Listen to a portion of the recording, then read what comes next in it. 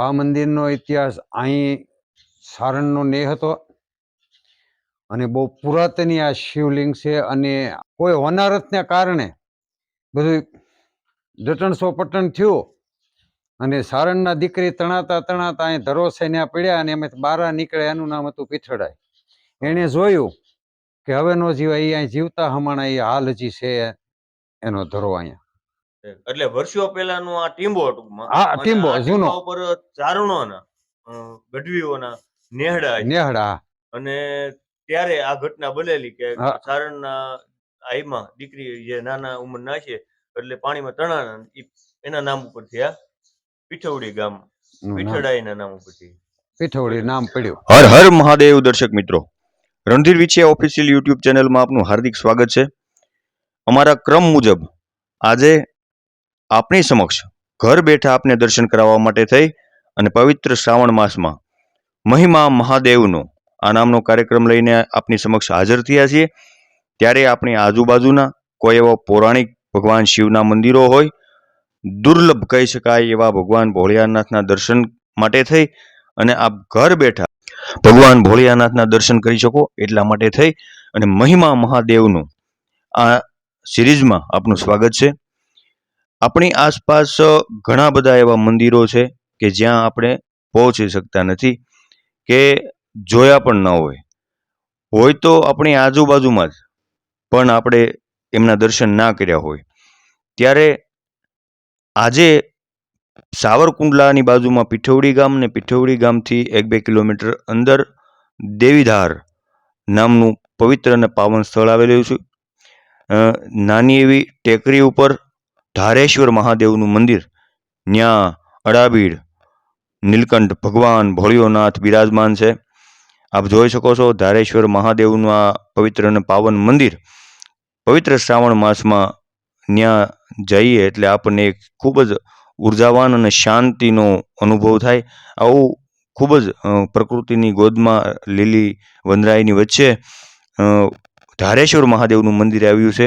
અને દર્શક મિત્રો, આપ જોઈ શકો છો આ ભગવાન ભોળિયાનાથનું શિવલિંગ, જેના દર્શન કરવાથી જન્મો જન્મના પાપ બળીને ભસ્મ થઈ જાય એવા ભગવાન ભોળિયાનાથ ધારેશ્વર મહાદેવ રૂપે અહીંયા બિરાજમાન છે.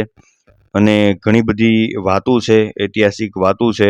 આ ગામનું નામ કઈ રીતે પડ્યું એમનો પણ એક ઇતિહાસ છે. તો અહીંની પૂજા કરતા પૂજ્ય અશોકપરી બાપુ ખૂબ જ સારા સ્વભાવના, બધાને મીઠો આવકારો આપે છે અને ધાર્મિક પ્રસંગો પણ પૂછે છે. તો એમને પૂછીએ કે આ મંદિરનો ઇતિહાસ શું છે. તો ધારેશ્વર મહાદેવના પૂજારી બાપુ મહંત બાપુ એવા અશોકપરી બાપુ આપણી વચ્ચે હાજર છે. તો એમને પૂછીએ કે બાપુ આ મંદિરનું મહાત્મ્ય શું છે અને શ્રાવણ માસ દરમિયાન શું શું અહીંયા પૂજા અર્ચના કરવામાં આવે છે. અહીંની પૂજા અર્ચના ગામ લોકો આવે છે, ગામ લોકો આવે છે અને એની હવની શ્રદ્ધા છે. પુરાતની મંદિર છે એટલે હવની રીતે પૂજા કરે છે અને 3 ટાઈમ પૂજા થાય છે.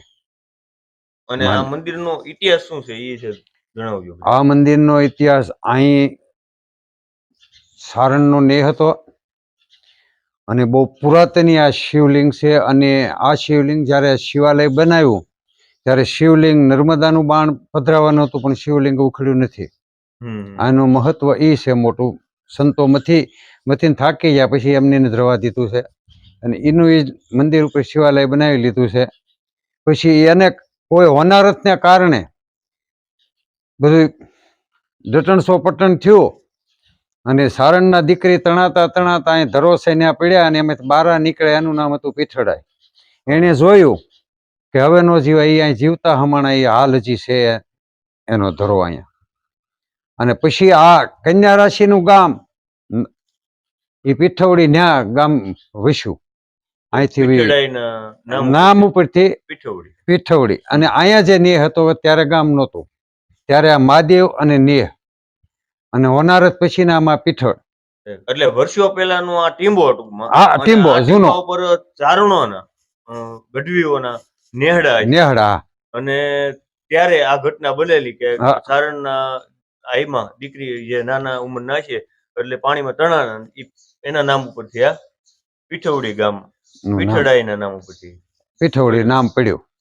એટલે પીઠવડી ગામની હદમાં જ આ મંદિર છે અને પીઠવડી અહીંયા જ હતું પેલા એમ હા બરોબર. સારણના નેહ જૂનો તરીકે. ટીંબો આ. આ જૂનો ટીંબો અને વર્ષો જૂના બહુ બહુ પુરાણી મહાદેવ એમ કોઈ કહેતું નથી કે ક્યારે મહાદેવ ઓલા થશે એમ પીઠવડી ગામમાં. હા, સ્થાપના ક્યારે થઈ છે હા કોઈને એ ખ્યાલ કોઈ નથી. કહેતું નથી એમ હા. ક્યારે આની પ્રતિષ્ઠા કે પધરાવ્યા છે એ કોઈ બહુ પુરાતની છે એમ. તો બાપુ આ તો ઇતિહાસ વિશેની આપણે વાત થઈ હા કે અહીંયા પૌરાણિક પેલા ગામ હતું આ પીઠવડી ગામનો આ ટીંબો જૂનો હા અને પૌરાણિક મહાદેવ.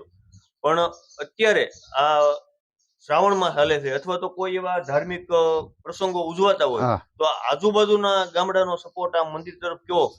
ઘણો સપોર્ટ આજુબાજુના ગામનો શ્યાંજળ ભેંકરા ગણેકગઢ ઝીંઝુડા પીઠવડી બધા ગામનો સપોર્ટ પિયાવા સુધી. બધા ગામના લોકો અહીંયા આવી અને દર્શને આવે હા અને બધા જે આવે કઈ નાના મોટા પ્રસંગો હોય ઉજવાતા આ હોય. ઉજવાય છે અને એમાં સાથ સહકાર બહુ સારો આપે છે બધા એમ. હા બરોબર છે. એટલે અહીંયા કોઈ સંતવાણી છે ભજન એવા પણ ભજન કાર્યક્રમ.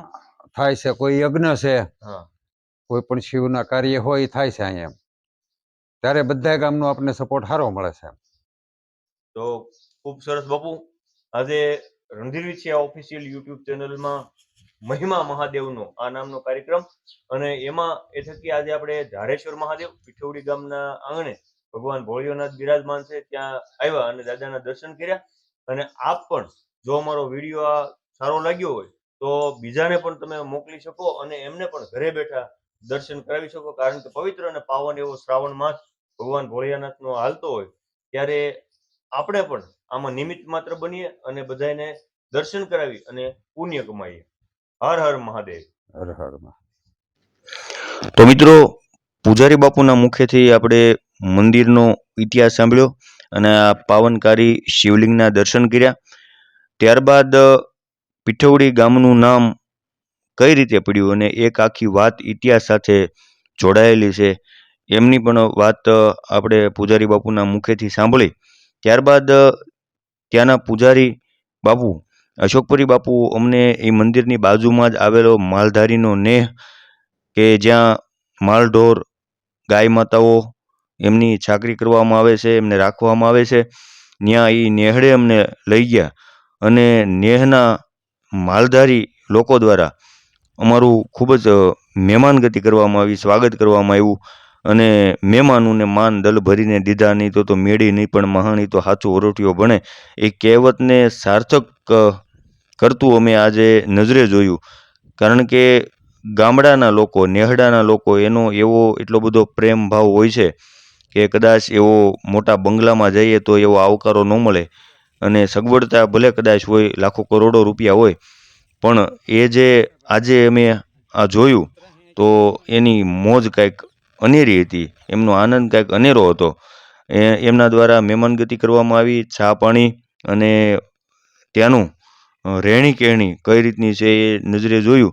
કારણ કે અમુક પરિસ્થિતિમાં જીવન વિતાવવું, સગવડતા મળે તો બધું થઈ શકે, પણ વગર સગવડે જીવન જીવવું એ ખૂબ જ દુષ્કર હોય છે. ત્યારે આ માલધારી બધા લોકો છે એમને પણ લાખ લાખ વંદન. શિયાળો, ઉનાળો, ચોમાસું કોઈ પણ ઋતુ હોય પણ બધાને ઘેર ઘેર સુધી દૂધ પહોંચાડવાનું એ કપરું કામ કરતા માલધારીઓને લાખ લાખ વંદન. આપ જોઈ શકો છો આ માલઢોર બધા અને આ બાળક પણ જો ગાય માતા સાથે હળી ભળીને કેવી રીતના રમી રહ્યો છે. આ ગાય માતાને બબ્બે ગોવાળ એક ગાય માતાને દોઈ રહ્યા છે અને એ સાર સંભાળ સાકરીની સાક્ષી પૂરે છે કે ગાય માતાને કેવી રીતના રાખતા હશે. તો મિત્રો, આ ભગવાન ભોળિયાનાથનો ઇતિહાસ અને આ મહેમાનગતિ માણી. હર હર મહાદેવ.